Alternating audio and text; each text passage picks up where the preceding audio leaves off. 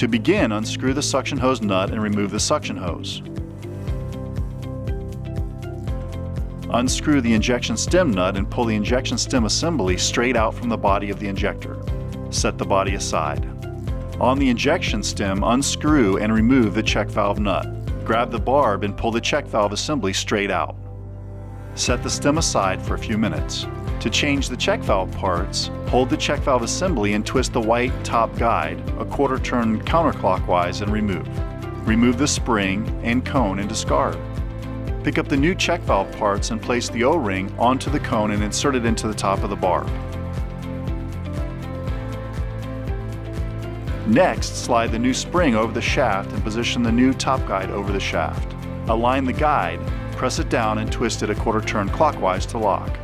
Give it a tug to make sure everything is in position. You can now reinstall the check valve assembly into the stem and hand tighten the check valve nut.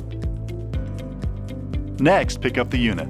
Hold the plunger like this and pinch and roll the plunger seal out of the groove.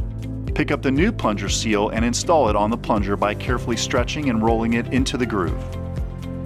To finish up, align the notches in the lower part of the blue body with the teeth on the top of the injection stem assembly. Then, hand tighten the injection stem nut.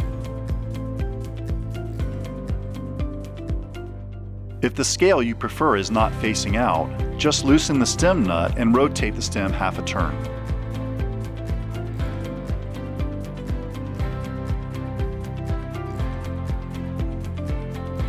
Before reconnecting the suction hose, inspect it. If it flares out, cut an inch or so off.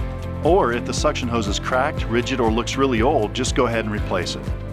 Now thread the suction hose nut onto the hose, slide it onto the barb and hand tighten the nut.